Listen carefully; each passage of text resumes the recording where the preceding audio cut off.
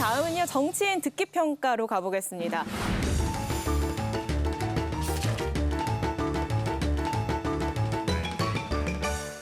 검찰 쿠데타에 대해서 그냥 협치라는 이유로 끌려다닌다면은 지난 정권에서 끌려다니다가 제대로 검찰총장의 검찰 권력 사유화 이런 걸 제대로 보지 못하고 검찰 쿠데타가 목전에 다가왔는데도 막아내지 못하고 국민이 고통을 당하게 하는 것이죠. 지금도 국민이 고통을 당하고 있는데 그냥 끌려다니다가 끝나는 거예요. 그것을 제대로 중심을 잡아야 된다 하는 겁니다.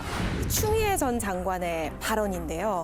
어떻게 해석하셨는지 네 분 달인의 이야기를 들어보도록 하겠습니다. 국회의장이 되면 정당에서 탈당을 하게 하고 이제 국회의원으로서 더 이상 출마하지 않는 것이 오래된 관행이자 거의 이제 국회 관습법으로 굳어졌어요. 그러니까 지금까지 20여 년 이상 국회가 국회의장의 그 공정한 권한 행사를 위해서 그동안에 많은 관행을 만들어 왔는데 지금 민주당의 국회의장 출마를 공언하는 분들은 전부 중립기원은 없다. 온통 이제 저 민주당을 위해서 국회를 마음대로 끌고 가겠다는 것을 만천하에 드러내고 오히려 그것을 가지고 선거운동을 하고 있어요.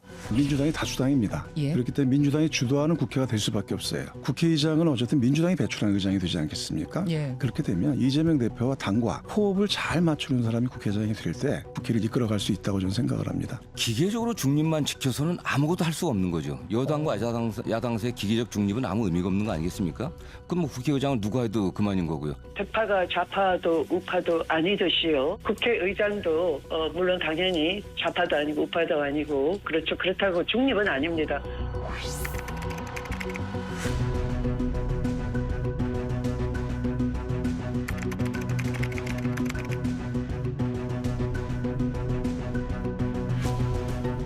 소속되었던 정당의 지령을 받아서 국회의장이 최선두에 서서 자신의 정파의 앞잡이가 되는 그런 지금 국회가 지금 목전에 와 있는 거예요. 이런 국회의원들이 의장이 되겠다고 할 때 제가 굉장히 자괴감을 느낍니다. 앞으로 국회가 어떻게 될까 이런 생각이 들어요. 수석님 어떻게 들으셨어요? 동의합니다. 국회는 특정 정당의 국회가 아니거든요. 안 그래도 이렇게 정치가 막 격돌하고 조정과 타협 없고 그냥 그야말로 죽기 아니면 살기식으로 이렇게 하고 있는데 국회의장이 그것을 조정하고 또 협의하게 하고 이런 역할이에요. 그래서 그냥 국회라는 기준으로 국회의장을 봐야지 정당의 기준으로 국회의장을 보면 안 돼요. 열린우리당 때 배출한 김원기 의장님, 또 임채적 의장님 있었잖아요. 이분들도 그때 우리가 4대 위법인가 이거 해야 된다고 했을 때 의장이 이거를 처리를 안 해줘가지고 막 의장 관사로 가가지고 막 열린우리당 의원들이 막 항의도 하고 뭐 이랬던 게 있어요. 그게 의장이에요. 근데 지금 그다음에, 후보분들이 네. 6선, 5선 다 모르시는 분들이 아니시거든요. 근데 이렇게 강한 선명성 경쟁을 하는 이유는 뭐라고 보세요? 모르겠어요. 이유를 모르겠다. 이렇게까지 할 필요가 없거든요. 제가 보기엔 민주당 의원들의 분위기가 이런 내용이 아닌가 싶어요. 이재명 대표 1인치하로 완전히 끌고 가고 명심이 천심인 당이 돼버렸어요. 그러니까 아마 나는 국회의장으로 뽑아주면 중립이고 뭐고 다 필요 없고 당의 명령에 충성하겠다 이런 모습을 보여야 당선될 상황이 아닌가. 예. 그런데 막상 국회의장이 되면 또 국회의 권위, 국회의장의 권위를 조금 생각하리라고 생각합니다. 그래서 지금처럼 하지는 않을 거라는 그런 막연한 기대가 있는데요. 그러나 이제 우리 추미애 당선인 같은 분은 또 워낙에 강하시니까 어떻게 할지 모르죠. 예. 거꾸로 갈 수도 있어요, 반대로. 예, 알겠습니다. 국회의장 하시겠다는 분들이 직접 명심을 얘기하는 거 있잖아요. 그건 안 된다는 점을 명심해야 돼. 그러면 안 돼. 아니, 저 어떻게 명심이 천심이다. 어떻게 들으셨습니까? 저는 이제 추미애 당선인께서 하신 말씀이 내가 편파적으로 하겠다 또는 내가 공정하지 않게 민주당 편을 들겠다라는 뜻은 아니라고 이해를 하거든요. 이게 민주당이든 개혁신당이든 국힘이든 이걸 반드시 추진해서 통과를 시켜야 될 입법이라면 강하게 추진하겠다 이런 뜻으로 이해를 하고 있습니다. 예, 달인께서 어떻게 들으셨습니까? 네, 그런데 이 사용하신 단어 자체를 보면요, 저는 또 그렇게 또 읽혀지지는 않는데 검찰 쿠데타에 의해서라는 표현이 저는 솔직히 처음부터 너무 놀랬습니다.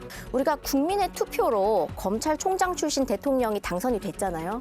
그럼 이게 국민의 쿠데타가 되는 건지 저는 그 부분이 정말 놀라웠고, 그리고 협치라는 이유로 끌려다닌다라고 하면 그때 법무부 장관 하셨는데 지금도 수많은 그런 영상들이 남아 있잖아요. 역대 법무부 장관이 말란되는 검찰총장 두고 일을 해본 적도 없고 검찰총장이 저의 명을 거역한 것입니다.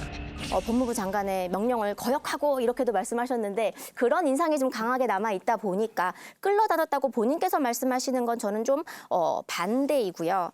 또 중심이라고 하는 표현 자체도 중간에서 객관적이고 공정해야 되는데 처음 발언 자체가 객관적이고 공정한 것과는 좀 거리가 멀다라고 생각합니다. 이렇게 시험의 달인 특집으로 진행을 해봤는데 오늘 과목 중에 가장 어려웠던 과목이 뭐였는지 좀 스스로 채점을 해본다면 각각 몇 점이나 주실지 얘기를 좀 들어볼게요. 먼저 김효은 달인께서.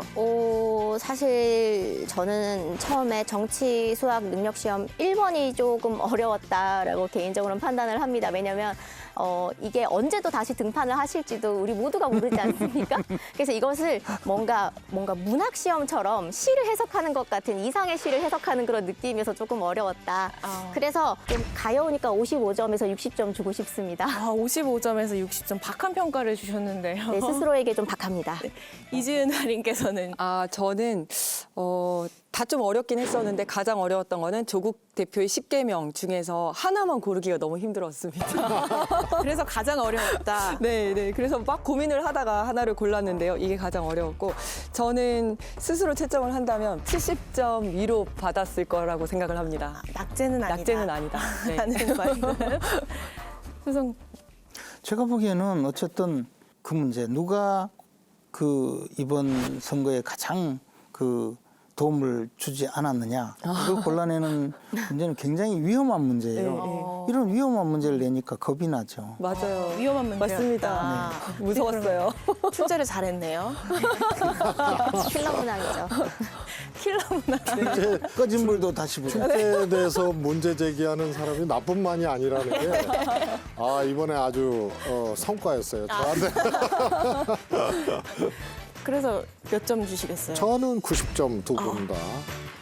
이게 굉장히 곤란한 질문 아니에요. 이거를 아주 슬기롭고 지혜롭게 그렇게 답변을 하신 게 두 분 다 자기 기준들, 판단의 기준들을 잘 스스로 설정하셔가지고 그것이 객관성은 뭐 있다고 보여지진 않지만 그걸 잘 응대를 하신 게 저는 아주 훌륭하다. 그래서 90점 이상.